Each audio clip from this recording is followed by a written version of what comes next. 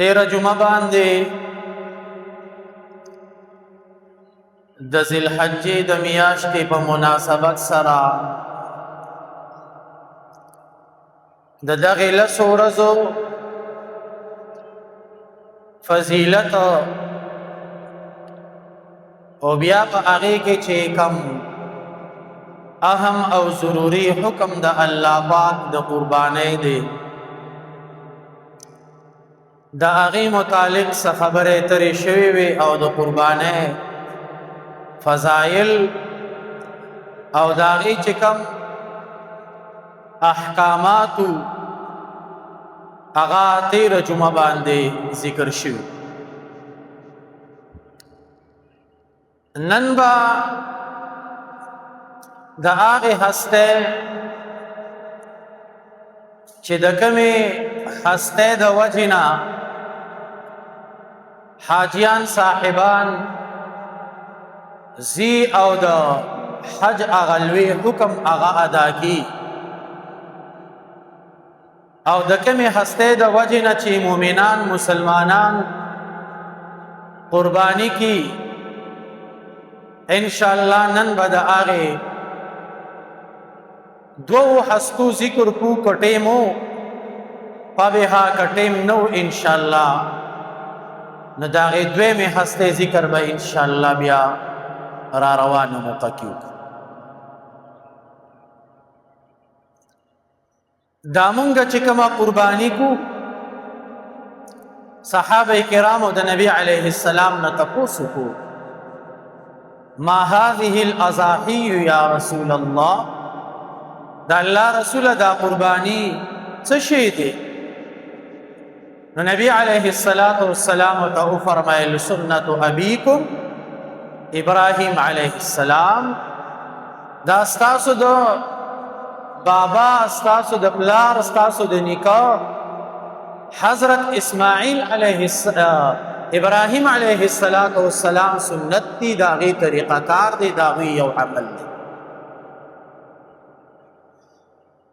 نو انشاءالله نن به مونږه د ابراهیم علیه السلام سره مختصر غونې حالات او دویم نمبر د اختر ورځ راتلو واله ده نو د هغې نه مخکې چې کوم ایام تشریق دي د هغې متعلق او بیا د اختر د ورځې چې کوم اعمال دي کوم سنت اعمال دي د هغې ذکر وکړو حضرت ابراهیم علیه السلام دا د حضرت هود علیه السلام نه په 15 پشته کې لري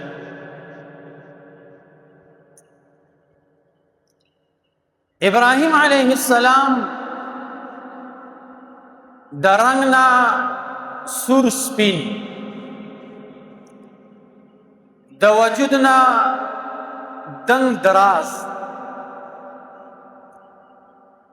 تورو ویختو والا او کولاو سینې والا روخانه تندی والا هستی والا الله تبارک وتعالی دی په یو داسې حالاتو کې دنیا ته راولېږه چې په تمام دنیا باندې کفر غالب و د نمرود حکومتو نمرود دا هغه بادشاہ دا په هغې څلورو بادشاهانو کې یو بادشاہ چې په تمامي دنیا باندې حکومت کړی دی دو مسلمانان بادشاهان او دو کافران بادشاهان داسې تیر شوي دي چې هغې په تمامه دنیا باندې حکومت کړی دی مسلمانانو بادشاهانو کې یو سکندر ذوالقرنین او یو حضرت سلیمان علیه السلام او کافرانو کې یو بخت نصر او یو دا نمرود دی په تمام دنیا باندې حکومت کړ او داسې بادشاہي به کوله چې دی نمرود د خپل شکل بوتان رخ کړي په هر کور کې په هر ځای کې او په هر مجلس کې به د هغه بت و او هغه خلقو به هغه ته سجده کوله او د هغه عبادت دا به کوو دومره بت پرستي وه یو وارې دی خوب ویني خوب یې داسې ولیده د اسمان په دې کناره باندې وي یو ستوري راښکاره شي د هغې ستوري سره د نور او سپوږمۍ رڼا دا ختم شي په تمام علاقه باندې هغه رڼا غالبه شي د ډارېک راپاڅېد ویرېدو نجومیان یې راوغوښتو او د هغې نه د دې خپل خوب تعبیر د هغې تپوس هغې وله جواب ورکو چې ستا د بادشاهت کې ستا حکومت کې به یو ماشوم پیدا کیږي د هغې ماشوم په وعظ نصیحت سره به الله دا تمامه دنیا روښانه کي د هغه د بادشاهۍ د وجې نه به د هغه د نصیحت د وجې نه به ستا دا بادشاهت ستا دا مشري دا هر څه سره چې دی هغه ختمیږي چې کله نمرود دا واورېدو اعلان یې وکړو چې څومره زنانه د ماشومانو بیمارانې دي هغې حملونه د هغې ساقط کړي هغه ختم کړي څومره هلکان چې پیدا شوي دي دا ختم کړي جینکۍ پرېږدوئ ډېر لوی قتل عامې چې دی هغه وکړو نجومیانو ورته دا وموي چې هغه ماشوم د خپل پلار د ملا نه د خپل مور وجود ته منتقل کېدو والا دی نو نمرود په تمام ښار باندې چوکیداران ولګول خاوندان یې راویستل په یو صحرا کې چې دی هغه بند کړه د کلي په دروازو د ښار په دروازو باندې چوکیداران ودرول چې یو کس په چې دی هغه ښاریې ته یو خاوند به نه رادننه کېږي د ابراهیم علیه السلام پلار آزر دام د نمرود خادم و نوکر یو دی هم په یو دروازه باندې ولاړو خو الله چې څه وغواړي الله خو هغه کی الله خو کن فیکون ذات دی الله چې کوم کار وغواړي که انسان ډېر تدبیرونه وکړي او ډېر چل هنر روغ کړي خو الله وي دا کار زه کومه ته راشئ امامت هغه آزر چې په دروازه باندې چوکیدار دی الله یې کور ته حاجت پیښ کړو او کور ته لاړ د خپلې بیبي سره ملاو شو الله ابراهیم علیه السلام وجود ته راوست مور یې دا راز د دې آزر نه پټاو چې زما د خاوند ته پته ونه لګي دته اندازه ونه لګي خو اخر حالات داسې شو چې هغه ته پته ولګېدله چې کله د بچي د پیدایش ټیم شو نو د ابراهیم علیه السلام والده محترمه لاړله یو صحرا ته په هغې صحرا کې یو غار کې ابراهیم علیه السلام الله دنیا ته چې دی هغه راوست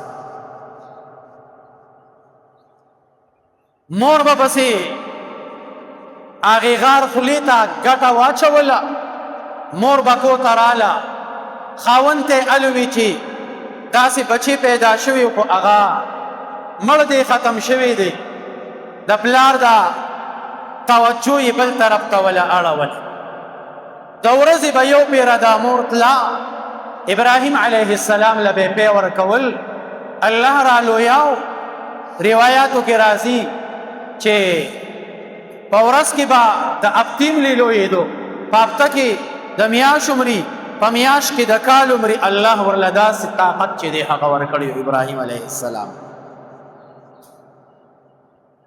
څوک وایي چې د نهو میاشتو پورې دې دغې ځای کې چې دی هغه دغې غار کې څوک د دې نه زیاته موده چې دی هغه ښیي. یو وارې راووتو،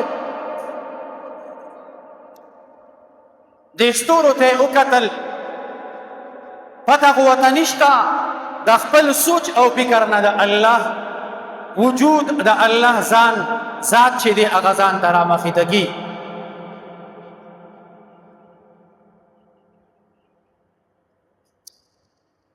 چې کله یې ستوري ولیدل نو دا خیال یې راغی چې کړي دا زما رب دی.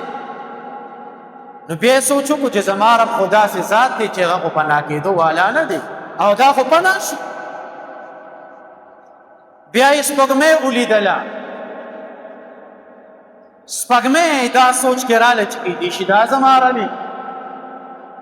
فلما افل قال لا احب الافلين، اغم ختم شوا، پناه شوا، لاړه پریوته، بیا دا ووی چې زما رب خو داسې نه دی.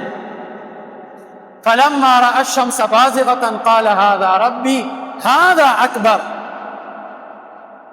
فلما أفلت قال يا قوم إني بريء مما تشركون. چې نورې ولیدو دا سوچ راغی چې دا خو ډېر غټ دی، بس دا کیدای شي زما رب.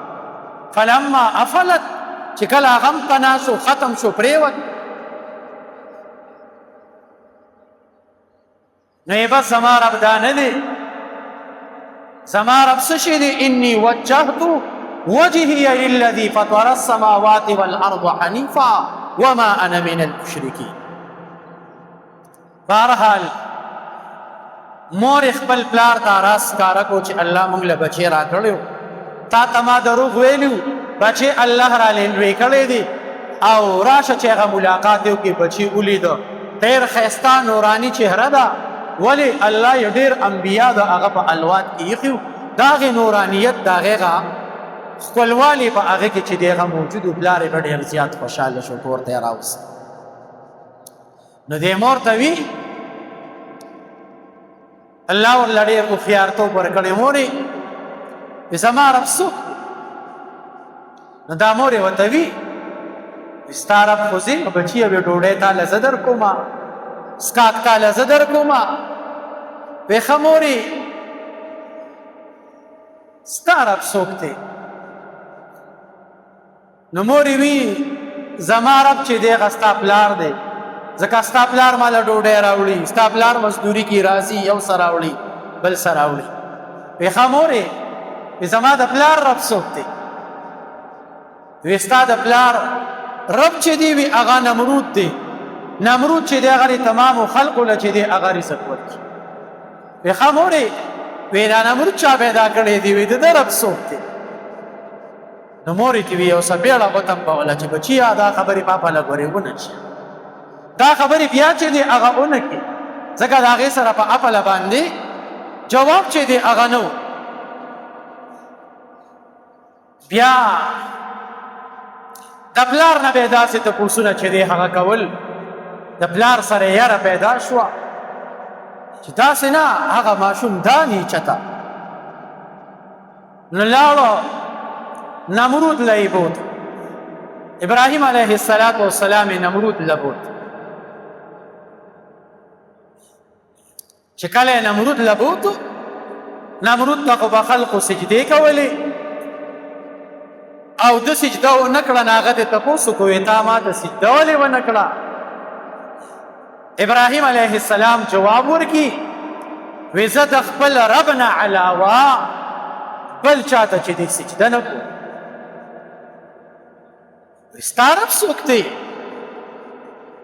وی ربي الذي يحيي ويميت، زما رب هغه ذات دی هغه ژوندي کول کی، هغه مړه کول کی، مرګ د هغه په لاس کې دی، ژوند د هغه په لاس کې دی.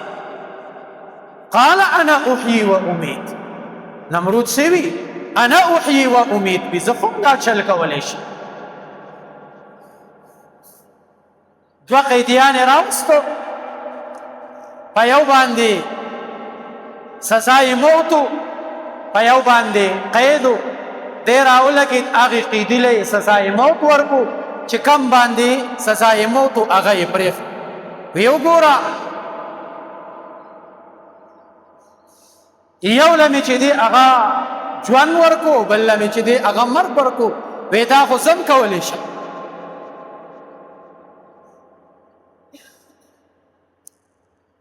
ابراهیم علیه السلام بیا ورته چې دی یو سوال پکې یو جواب ورکي.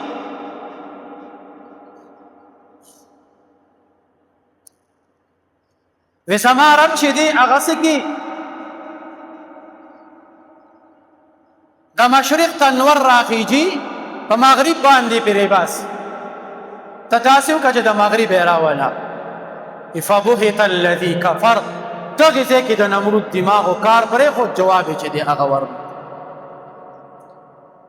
اعلان یې وکړو چې کله به د هغه څوک بدې شو، سزا به یې وله ورکول غوښتو، نو د اور ډک تنور کې به هغه چې دی هغه ورته واو. دې ځای پورې دا مناظره د دوی چې دی هغه وشوه. د هغه خیال کې دی چې دی هغه راغی. څو ورځې بعد اختر راغی، یو خوشحالي راله. نمرود اعلان وکړو چې تمام مخلوق خلق به دا پلانکي بازار ته ځي، هغې ځای کې به میله چې دی هغه لګي. ابراهیم علیه السلام له هم دعوت ورکړي. ابراهیم علیه السلام له جواب ورکي، زه بیمار یم، سقیم، زه بیمار یم، زما د تلو اراده نشته. اراده یې دا وه چې دا خلک به ځي او دا بوتان به زه دوی له چې دی هغه ماتم. دا خبرې ځان سره کولې، چاته به اورېد. چې کله هغې میلې ته لاړل، ابراهیم علیه السلام راغی، هغه ټول بوتان چې دی هغه مات کړو، او هغه کم سیز باندې چې هغه بوتان مات کړو، هغه سیز یې راواغست او د ټولو نه چې کم مشر او غټ بوت و هغه یې هغه له په لاس کې چې دی هغه ورکړ. چې کله نمرودیان راغله او د هغې خلق راغی، هغې به هلته کې چې دی د ځان سره خوراکونه وړي و، هغه څیزونه به یې راوړو، بیا به یې بوتانو ته کېښودو، بیا به یې هغه د هغې نه واغسته، خواړه به یې د برکت دپاره. چې کله دوی رالو، د بوتانو حالات یې ولیدل، تمام بوتان چې دی هغه مات شي، ټکو صدرې پراته دي، او هغه اسلحه یا تبر یا لرګي یا بل څیز هغه د هغې غټ بوت سره دی. دوی حیران شو چې دا به چا کړي. فتى یذکرهم یقال له ابراهیم، چا پکې ذکر وکړو، چا چې د ده نه هغه خبر اورېدو چې یو ځوان دی ابراهیم نومې دی، دا کار به هغه کوي. ابراهیم علیه السلام یې راوغوښتو، د هغه نه تپوس کړي، وی دا تا کړی دی؟ ابراهیم علیه السلام جواب ورکي، بل فعله کبیرهم هذا، دا خو دې مشر چټه کړی دی، دوی راګیرول په دې خپله خبره کې.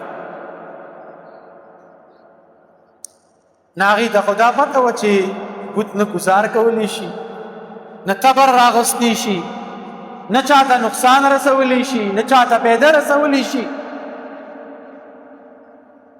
نه هغې وی دې خو دا کار نشي کولی. نو وی چې نشي کولی، نو دا ستاسو خدای څنګه شو؟ تاسو د دې عبادت څنګه کوئ چې نه ستاسو ته خیر در رسولی شي، نه شر در رسولی شي، نه د ځان حفاظت کولی شي، نه د بل حفاظت کولی شي. تاسو د دې ګټو عبادت چې دی هغه کوئ، تاسو د دې لوټو عبادت چې دی هغه کوئ. بس نمرود اعلان وکړو، بس هغه تنور ګرم کې دی، به هغې تنور ته چې دی هغه ووځو. تنور یې راګرم کړو، ابراهیم علیه السلام یې هغې تنور ته چې دی هغه ورته وکړو، الله تبارک وتعالی هغه تنور هغې باندې ګلي ګلزار کو. د ابراهیم علیه السلام ویښتې چې دی هغه هم چې دی هغه ونسیز. نمرود بیا حیران شو چې زه خو د دې خلقو په مخکې ښه مفتون شوم، ښه چې دی هغه ذلیله او خوار شوم. تمام نوکران یې را وغوښتو چې ته له داسې سزا ورکو چې داسې سزا اډو په عمر کې چا ورکړي. اعلان یې وکړو چې تمام خلق، تمام کورونو والا دا به لرګي راغوښتي، یو چار دیوالي روغه کړه، یو ځای یې روغ کړو او هغې کې لرګي جمع کول شو. په میاشتو باندې په هغې کې هغې چې دی هغه لرګي را جمع کړل. بیا وی اوس به څه چل کېږي؟ اور خو یې به ورته کړو، اور به بل کړو، خو د هغې اور خو دومرې زیات تپ دی چې هغې ته څوک نږدې نه شي تللی، نو دی به ورته غورځو څوک. شیطان لعین راغی، دوی له مشوره ورکړه چې یو غټ ټال ځوړن کې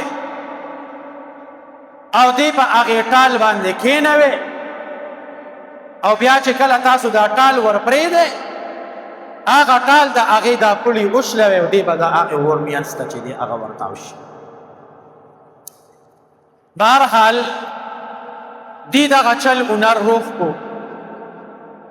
ابراهیم علیه السلام اور ته چې دی هغې وغورځاو، دا پته خو هغې ته نه وه او په دې سوچ فکر سره وغورځاو چې الله خو دې هسې بچ کي، د ده رب دا ډېر لوی ذات دی، دا خبره یې ذهن ته راله، خو الله خو دې هسې بچ کي، خو داسې وکړي چې زما دا لباس او دوا غوندوی. که چېرې دې بیا هم بچ شو نو موږ به خلقو ته وایو چې ګوره دا د دې بادشاه د دې لباس د برکته دی چې دی هغه بچ شو. الله چې څه کي دا خو انسان نشي کولی.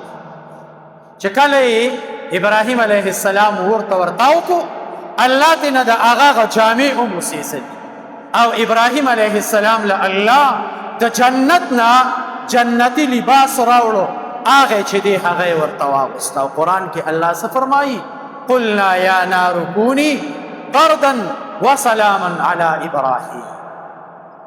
لا یې مونږ ورته حکم وکړو چې په دې ابراهیم علیه السلام باندې یخ شه. الله ورته هغې اور کې چې دی چینه را زرغون کړله، ابراهیم علیه السلام له هغې اور کې الله خوراک، هغه څښاک، دا هر څه سره چې دی هغه ورکړه.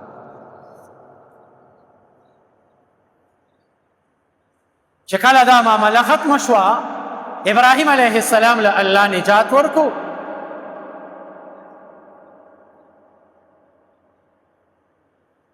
ابراهیم علیه السلام اوس د دغې علاقې نه هجرت کړي. نمرود دغې ځای کې فوج راغونډ کو، لښکر یې راغونډې کړې وې، مونږ د ابراهیم علیه السلام د خدای سره جنګ. نو الله تبارک وتعالی پې د ځنګل د طرفه ماشي راولېږله. چې ماشي پې راولېږل، په یو کس باندې یو ماشي الله مسلط او داسې دا غوښې ترې نه وخوړې چې تش اډوکي تشه ډانچې پاتې شو. او الله په نمرود باندې یو ګډ ماشي چې دی هغه مقرر. هغه ماشي د الله خدمت کې عرض وکړو چې الله ما له اجازت راکا چې دا لعین، دا چې د تمام دنیا د خدای دعوی کړی دا او دغه بادشاهت کې چې د دی زه چې دی دا هر څه سره ختم. الله هغه له اجازت ورکو، هغه ماشي راغی په دې سپېمه کې ورننوت.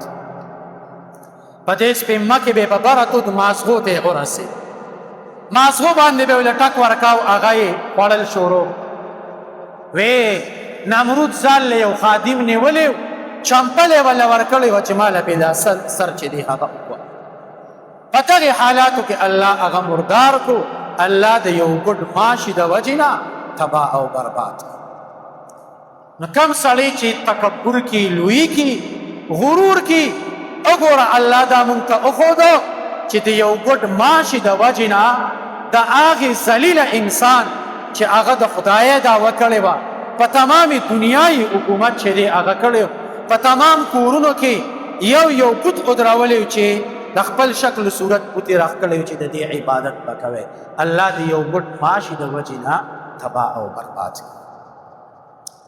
ابراهیم علیه السلام او حضرت لوط علیه السلام او حضرت ساره رضی الله عنها د دریو کسانو قابله چې دی هغه را روان شي شام ته را روان دي د عراق نه دوی راځي چې کله دوی یو بلې بادشاهۍ ته را ورسېدل نو هغې بادشاه به دا مسافرو نه زنانه اغوستلې دغه ځان له یو تفصیلي واقعه ده بهرحال د ابراهیم علیه السلام نه حضرت ساره رضی الله عنها بنده او دغه دوران کې حضرت لوط علیه السلام ته الله حکم کو پیغمبري ورته راولېږله هغه الله پاک یو قوم ته چې دی دعوت دپاره ولېږه ابراهیم علیه السلام ته الله د بیبي هغه حالات پردې لرې کړي دي هغه ورته ښیي چې کله هغه ظالم جابر بادشاه هغې ته لاس نږدې کړي الله هغه په لاس خپو باندې شل کړي